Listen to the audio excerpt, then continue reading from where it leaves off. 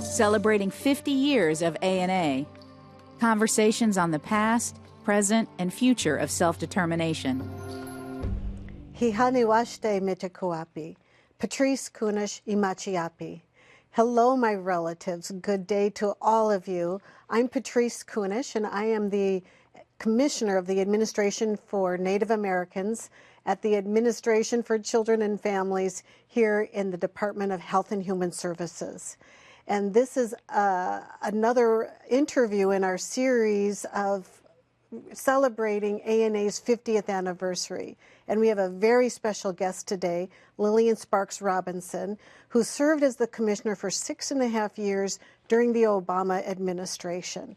So we are really excited to have this conversation so I can actually learn a lot of what happened during her tenure, what were the lessons that she derived, and maybe I can pick up a few tips.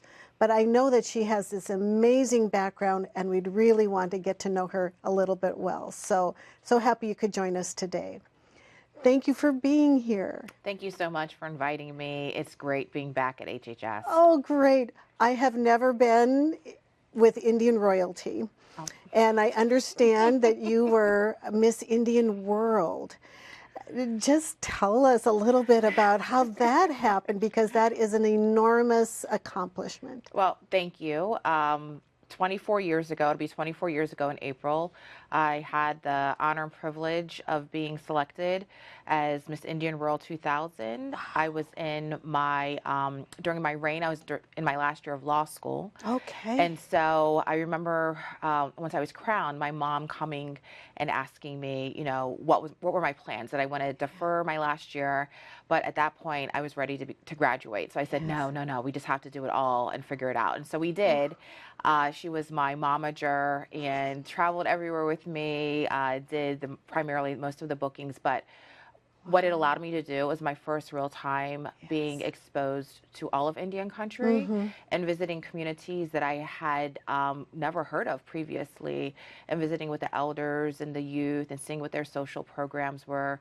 So I feel like it almost prepared me for a lot of the decisions and roles that I took later on once I graduated law school. And I remember when I was back at Rosebud, I'm Si Changu and Oglala Lakota, and I was at Rosebud Fair, and my grandmothers Marie Randall and Lillian Porthunder were there, and they had an impromptu for me, because I wasn't aware, ceremony for me at the fair where they did a wiping of the tear ceremony. And I remember at the time, Oglala Sioux Tribe president stood up and spoke on my behalf as well, and said everyone needs to pray for Lillian when she goes back. She's going to finish her last year of law school.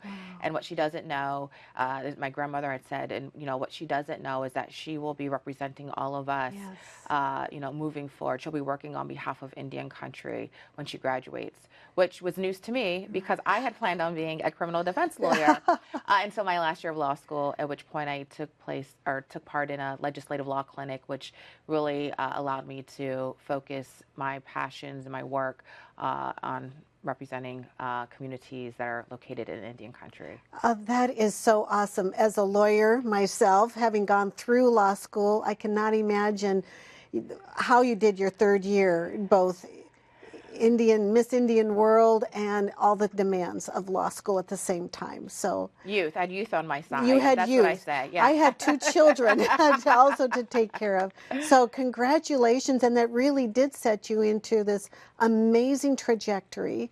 That policy and legislative work, I think, probably helped quite a bit in your tenure at ANA, because I understand that you were likely responsible for the Esther Martinez Language Immersion Grant Program that we now administer at ANA. So once I graduated law school, I worked for the National Congress of American Indians as a staff attorney, and then from there served as the executive director for the National Indian Education Association. And so I was the director of NIEA, and the organization championed the effort for the Esther Martinez Native Languages Act. And it was one of the best, I think, work experience that I've ever had was that year. We did it in 1 year. We had it introduced, Amazing, too. had hearings, field hearings, brought the code talkers in from Arizona, South Dakota, Oklahoma, and really pushed to get the bill signed. And it was signed into law the last day of that congressional session by President Bush. And so being able to see that legislation through and then turn around and be nominated to be the commissioner to administer the grants for that legislation was really a full circle moment. And again, it allowed me to see not just the beauty and strength of our languages, but the impact and influence it has with regards to our education, economic development, our governance, our leadership, and allowed me to just really, again, see the beauty of our various communities. We were talking a little bit earlier about Esther Martinez, and unfortunately you did not have an opportunity to meet her, but why do we name this amazing grant program for language preservation after Esther Martinez? Well, she was a pioneer in the language community in her home state of New Mexico. And she had just finished receiving an award here in D.C. when she was tragically left us. And so we were visiting with, at that time, one of New Mexico's representatives who had agreed to introduce the bill for NIEA. And she had asked, would you be okay with us naming this the Esther Martinez Native Languages Bill to honor the work of Ms. Martinez? And, absolutely, we were thrilled to be able to do so, to continue her legacy as an artist and as a language advocate. Oh, well, you're a language advocate in many ways. I understand that during your competition, the talent portion of the competition, you told stories. And stories in Indian country, in Indian communities, are so much about our culture, our traditions, our families, our ancestors. And I just thought that was brilliant to hear that that was the talent portion of your competition. But you're the champion of language at ANA also in that you initiated a national native language consortium that we just finished up this year, in fact. We've got a report published. It was a huge success. And it actually brought communities together in a very unique way during COVID when we couldn't meet in person. They developed, the Native communities, Native language communities developed sort of this online consortium. But what was the impetus behind that initiative? Sure. So it was a continuum of the work that I did at NIEA, where we visited with communities in Hawaii, in Alaska, in New York, with a lot of the language leaders that were doing incredible work in the education system. And so, as you know, as the commissioner of ANA, you're invited to travel and visit a lot of the programs. And so when I was visiting one of the language programs in Fort Belknap, I was able to see what was happening at the tribal college level and hearing the students there talk about receiving their degrees in the native language. I visited the K through 8 school that was literally on the campus of the tribal college and across the street, and visit the program that we were funding there as well. And the director at that time, her name's Lynette Chandler, and she has since transitioned and moved on. But visiting with her and her family, Sean and her mother-in-law, and hearing how they were really preparing their kids in the K through 8 program to do their entire education in their native language inspired me. And so I said, well, what happens when they go to high school, when they finish here? And they said, well, this is where it kind of gets tricky, because they could either attend the BIA school or the BIE school or the public school, and while they offer some language courses, they won't be able to get an immersion experience. And I said, well, what happens beforehand? Where's your Head Start program? And the Head Start program was across the state. And they said, yeah, Head Start program has a language nest. So I saw that they almost had the full continuum, but there were some pieces missing, and I knew they weren't alone in that challenge. And so when I came back, I really was thinking, okay, how can we help this particular community and similarly situated communities get that full continuum of an education immersed in the native language? And that's where the idea of the native language community consortium came up. And it was 5 years on purpose because we knew 3 years just wasn't going to allow all of the partners that would have to come in and strategize and develop the curriculum and really be comprehensive and intentional about how they approached their immersion education for their students. Well, you did a really good thing for ANA, and you did a really beautiful thing for these Native communities because they've asked to continue this consortium.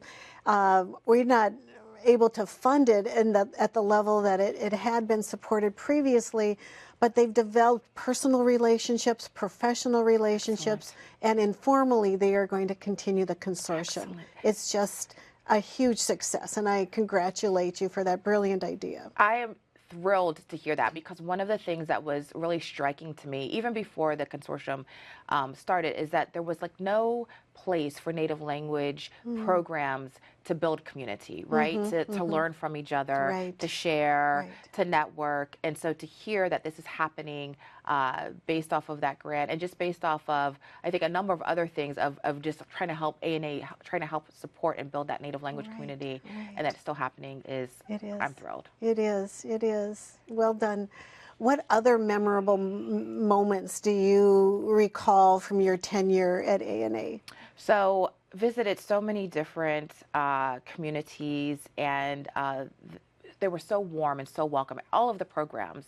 And just getting to, ride, on a boat in Yurok and being greeted every time I entered a room with song in Hawaii and watching how community gardens are being grown, and then that food was being used for feast day in New Mexico, and then seeing the art and how that was being incorporated into education and in language in South Dakota. I mean, there were so many different programs that I visited that there's no way I can name them all. But being able to take those trips with some of our leadership, such as Secretary Sebelius and other secretaries that we had within the department, and then our assistant secretaries for ACF as well.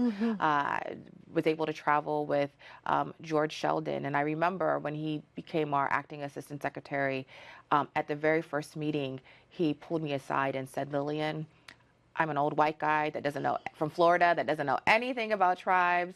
I'm going to be relying on you." And I said, "George, pack your bags." And so 2 weeks later, we were on a trip, and it was great because it really allowed us to elevate the position and the role of ANA within the agency and brought visibility for all of our Native programs at ACF, which eventually led to the creation of a Deputy Assistant Secretary for Indian Affairs. Oh, I'm so glad you mentioned that because I have stepped into the office of the Commissioner for ANA, but it also comes with other titles, the Deputy Assistant Secretary for Native American Affairs. And in that role, I feel that there's this opportunity to be engaged, to be part of the critical conversations around policy work concerning and impacting Native communities, and that status is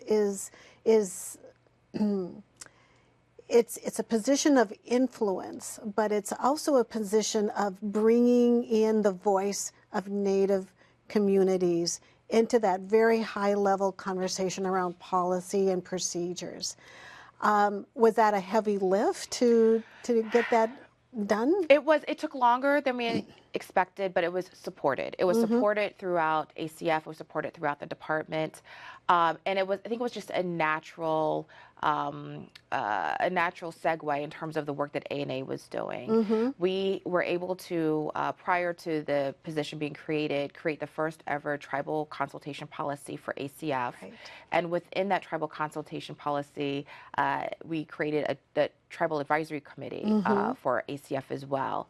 And intentionally also put in there would be a conference for all of the Native programs every other year. Right. So that way we would be able to bring the programs together, allow them to share a network, because there was Native language and economic development activities happening at Head Start, at child care, at child welfare, child support. They were all related. They were all intertwined. And so we had to find ways to, and a lot of times they were the same people working the programs, right? So instead of having them go to 3, 4 different programs, spending time away from their families and time away from the work, and spending program dollars, we could have it once, every other year, where they'd be able to come together. They'd still have their individual meetings and programs for their, meetings and events for their programs, but how can we get all of the ACF tribal programs together? And so that was a challenge for the staff. I always used to tell the staff, I know that I put a lot on your plate, but you guys meet the challenge every time. And if you weren't so superb, then I wouldn't continue to add work to the workload. But we had a lot of fun. So I owe it to you that we have this amazing tribal consultation policy, our awesome tribal advisory council. Did you also start our Native American Advisory Council group as well? Coming together to talk about all these different programs throughout ACF from a programmatic level? So I think that was actually prior to me joining as a commissioner.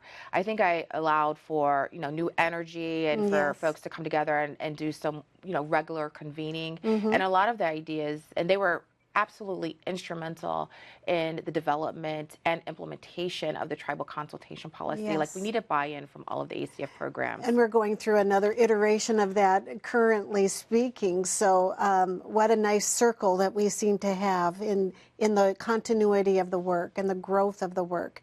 And this year we are having our all community partners convening. I have sort of modified the phrase grant recipient or grant awardee to community partners, because I really do feel that we're in partnership. They're the ones in the community on the ground doing the work, and we are a funding mechanism to really lift up that work. Yes. I always used to say I had the easiest job as commissioner. Like, it was the easiest job because all I had to do was say yes, right? That the communities actually had to do the work. That, our other advocates were the ones making sure we had the funding. I had to be the one to say yes, and I was happy to do so. So absolutely, I would tell everyone. And I think I spent my first 2 years as a commissioner, I read every single proposal that came through. I just wanted to really get a grasp of what the needs were and how people were trying to address their community problems, or challenges, I should say, and meet the needs within the community. And so I spent a lot of time just learning through reading the proposals.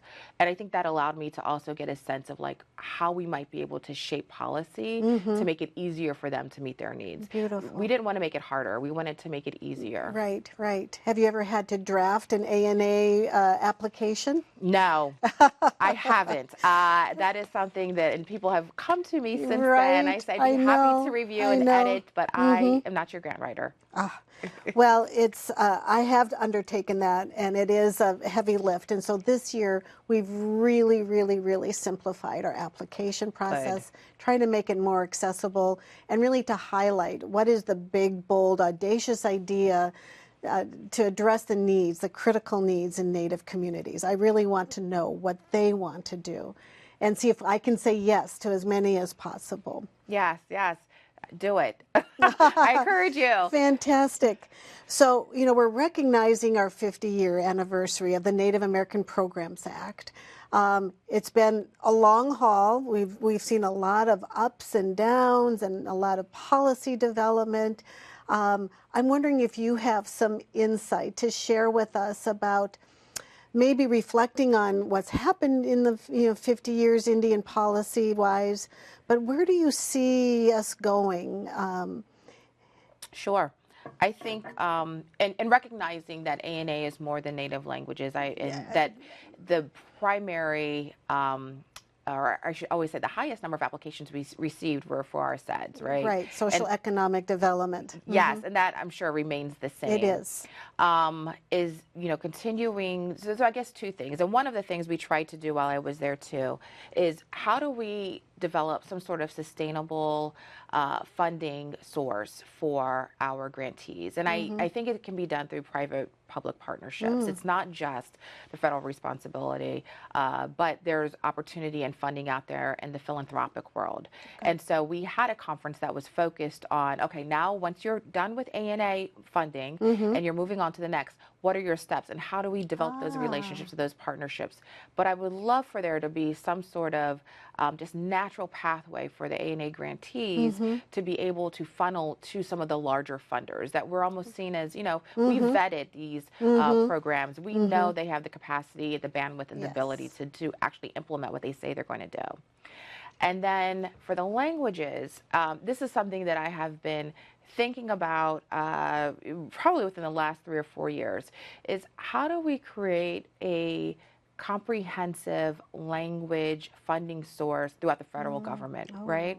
So we had the MOU that we had signed when I was the commissioner. And I love the new partners that have joined the MOU and the work that's being done there. It is becoming all of government. Yes, as it should. And so how do we make it easier for our community so they're not piecemealing Department of Ed dollars with ANA dollars, with Department of Interior dollars to do the same program essentially, right?